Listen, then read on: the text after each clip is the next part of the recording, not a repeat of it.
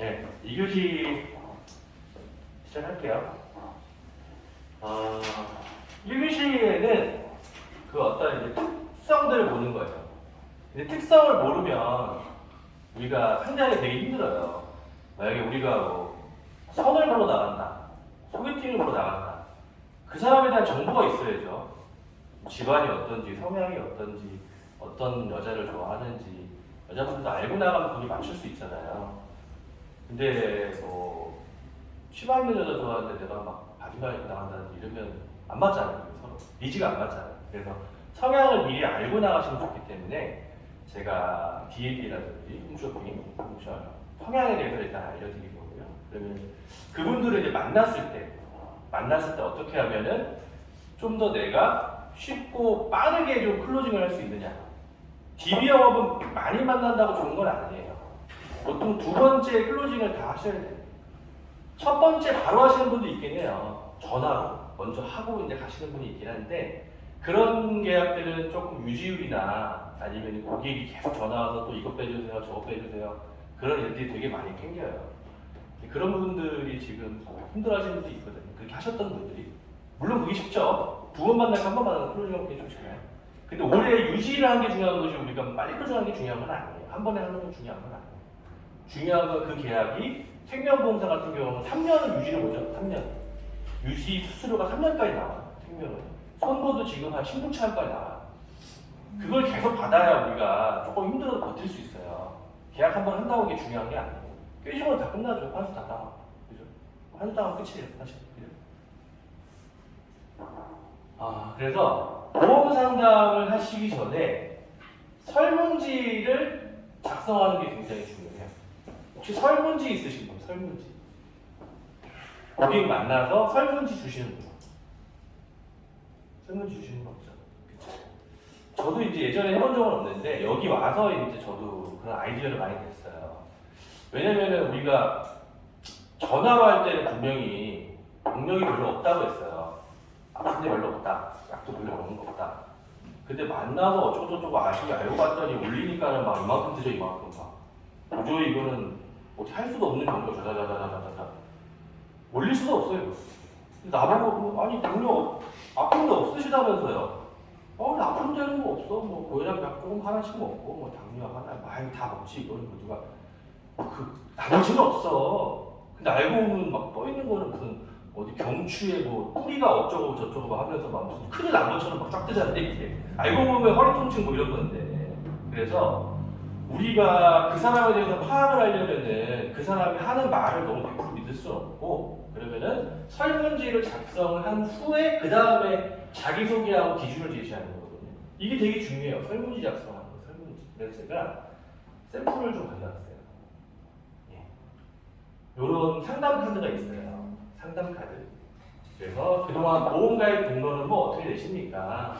어떤 보험을 가입하고 있나요? 그리고 뭐 현재 지출되고 있는 보험료가 부담되는지, 적당한지, 그리고 가족력이 있는지, 담당 설계사가 청구를 해주고 있는지, 현재 수입 경로, 관심 있는 분야, 특히 중요한 건 보험에 대한 의사결정을 누가 하시는지. 이거는 우리가 못 물어보고 그냥 오는 경우도 있죠. 근데 초장에 그냥 잡는 거예요. 의사결정 누구냐? 근데 의사결정이 만약에 여기에 부모님이나 배우자로 돼 있어. 그럼 우리가 연락에 너무 설명할 필요는 없죠. 설명을 하되 그러면 이런 말씀을 드린다고 배우자분은 어떻게 생각하실까요? 배우자분하고 같이 상담을 들으시는 게 낫지 않을까요? 이런 식으로 몰고 갈 수가 있죠.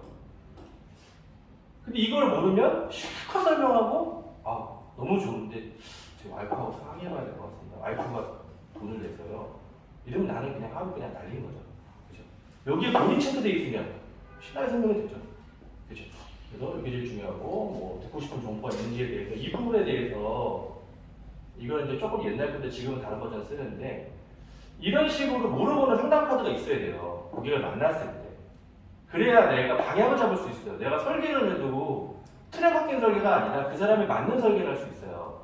그 사람이 만약에 뭐 조부모가 뭐 혈관 질환이라든지 뇌경색이 있다고 하면 내가 그쪽으로 더 밀고 나갈 수 있어요. 그 사람이 지금 현재 뇌경색이 없더라도 밀고 나갈 수 있어요. 왜? 당신 부모님이 이런 일이 있었는데 당신은 더 위험합니다. 2배, 3배 더 잘해주셔야 되기 때문에 좀 더 많이 하셔야 됩니다. 나 그래도 건강한데 아니 유전 그런 게 있으시잖아요. 당연히 더 하셔야죠. 밀고 나갈 수 있어. 그럼 그 사람이 움츠러들겠죠. 왜냐면 자기가 그런 게 있기 때문에. 그래서 이 부분은 병원에 가시면은 의사 만나기 전에 문진표 작성하죠. 뭐 기저질환이 있나요? 뭐 이거 막 쓰자고 코로나 뭐 하나 가도 의사가 그걸 보고서 이제 진료를 보잖아요. 빡센 거예요. 정보를 파악하죠. 이거는 샘플 필요하신 분은 제가 드릴게요. 이거는 꼭 하시는 게 되게 중요하고. 그래서 제가 이걸 한 다음에 그 다음에 요 제 노트북을 가지고 다니셨어요. 혹시 고객 만나서 설명이나 그런 거 어떤 걸로 하세요? 도구를? PPT? 갖고 다니시나요? 그쵸. 그리고 PPT 혹시 본인만의 PPT가 있으세요? 그쵸. 굉장히 훌륭한 잘하시는 이유가 있어요. 그래서 DMB 계약이 되는 이유는 본인만의 PPT가 있기 때문이에요. 다른 분 본인 PPT 있으신 분? 다 있으세요? 없어요. 없는 분도 있죠. 어떤 분은 백지에 3시간 동안 설명하시는 분 있어요. 백지 하나 놓고 뇌혈관을 그려 자기가 뇌혈관, 뇌졸중, 뇌출혈 3시간 설명해서 계약하는 사람 물론 그것도 훌륭해요. 근데 신입들이 들어와서 그거 할 수 있나요? 3시간 설명할 수 있어요? 못하죠. 누구나 할 수 있는 시스템 만들려면 PPT가 있어요. 아주 누구나 1시간, 2시간만 공부해도 이해할 수 있는 PPT. 그러면 그걸 고객이 볼 수 있잖아요, 사실은. 그래서 저는 이렇게 PPT를 고객한테 해요. 오늘 제가 이런 말씀 3가지 드리겠습니다. 보험 점검을 왜 꼭 해야 되는지, 실패하지 않는 보험 준비 순서, 3대 진단비 보험 제대로 받는 방법, 3번째는 고객한테 위한 보험료 할인 절약하는 방법에 대해서 오늘 말씀드리고, 그리고 나서 당신의 보험을 점검해 드리겠습니다. 그 기준에 맞춰서. 그럼 이거예요. 기준 제시, 기준. 기준이 없으면 고객은 이상한 소리를 해요. 내가 기준을 먼저 딱 선제시해야 돼요. 선제시.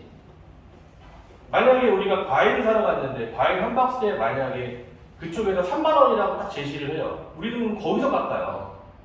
그쪽에서 기준을 제시했기 때문에. 우리가 갑자기 거기서 10,000원 해주세요 이럴 수 없잖아요. 시세라는 게 있는데. 그럼 우리도 그 시세에 대한 기준을 알려주는 거예요. 기준. 먼저 선점해야 돼. 그 사람의 뇌 속에는 이 사람의 그런 보험에 대한 기준이 없죠. 그럼 그 뇌 속의 보험에 대한 기준을 선점하는 거예요. 선점해서 이렇게 3가지로 우리가 말을 하는 거예요. 3가지. 이런 식으로. 그래서 뭐 보험 점검 해야 되는 이유에 대해서는 보험 점검 안 하면 보험금도 못 받는다. 뇌경색 걸리면 실질적으로 하나도 못 받는다. 어떡할래? 이런 거 하고. 두 번째, 이 순서에 대해서.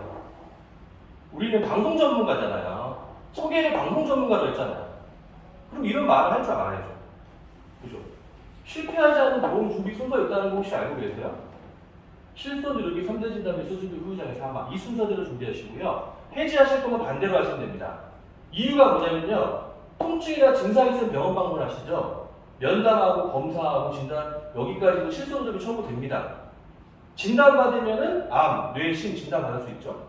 진단비, 수술하면 수술비, 후유증 생기면 후유장애, 결국엔 사망. 이 순서죠. 이 순서 맞죠? 정리하실 건 반대로 하셔야 되겠죠. 기준을 제시해버려요. 그 사람 뇌 속에다가 기준을. 그럼 여기서 더 이상 벗어날 수 없어요. 그 사람은. 이 기준에 따라서. 그래서 만약에 뭔가를 정리하거나 뭔가를 할 때 이 순서로 말하면 돼요. 고객은 이것도 필요하죠. 저것도 필요하죠. 이것도 필요하죠. 하지만 수술비보다 진단비가 더 우선입니다. 진단비 먼저 채우셔야 돼요, 어머니. 사망보험은 그래도 내가 한 번에 안겨줘야 되는데 필요하지 않나? 어머니, 후유장애나 수술비가 더 중요합니다. 순서 보셨잖아요. 제가 말씀드렸죠. 깰 수 있는 거예요. 우리가 그 계약을 깨야 되잖아요, 어쨌든. 깨는 명목을 제시하는 거고. 명분. 이걸 무조건 얘기하는 거고. 그리고 그 뒤로 이제 우리가 암에 대한 보장법인 이걸 많이 보셨죠. 저는 요새는 유사암 가지고 많이 해요. 왜냐면은 제자리암, 동맥성중이나 이런 거는 암이어도 이렇게 나올 수 있어요. 암 진단 받아도 조직검사 결과를 보고 그리고 10%밖에 안 줄 수 있겠죠. 그런 부분하고 그 다음에 이거는 제가 예전 회사에서 가져왔던 건데 이대질병 발생 빈도에 대해서 100% 저는 다른 페이지보다는 이거는 이게 좋더라고요. 100%짜리. 그러면 이거를 100점짜리라고 설명을 해야 돼요. 100점짜리 67점짜리, 9점짜리, 100점짜리, 10점짜리. 그죠? 학교 가서 공부하면 몇 점 받고 싶으세요? 100점. 100점 뭘 맞아요? 뭐죠? 100점짜리가? 예, 맞죠. 심장 100점짜리 뭐죠? 혈액순 심장. 이해됐죠? 할머니도 이해할 수 있겠죠? 우리 엄마도 이해할 수 있어요. 그죠? 본인 엄마한테 이해 못 시킬 것 같으면 이거 하면 안 돼요. 그래서 100점짜리 하셔야 되고요. 그리고 요새는 이제 허혈성 심장 질환이 있으신 분 있죠? 오, 잘 되시네요. 저 들어가겠습니다. 이러면 안 되겠죠? 이런 게 있으시다니 대단하십니다. 전 다음에 나중에 오겠습니다. 이러면 안 되겠죠, 그죠? 잘 준비하셨네요. 허혈성 심장 질환 처음 봤어요. 저는 100명 만났는데 허혈성 심장 질환 있으신 분은 선생님 처음이네요. 근데 요새 이런 일이 있어요. 전체 심장 환자 중에 30%가 신부전 부정맥이라고 합니다. 신부전 부정맥. 허혈성 심장이나 외래 심장 환자가 2명 중에 1명이에요. 다른 심장환이 이렇게 많습니다. 그러면 다른 사람은 부정맥 진단 받으면 돈 받는데 선생님은 못 받으시는 거예요. 너무 아쉽죠, 그죠? 똑같이 어차피 돈 내는데, 그죠? 그래서 신부전 부정맥까지 지금은 최신 트렌드이기 때문에 업그레이드 하셔야 됩니다. 말할 수 있겠죠.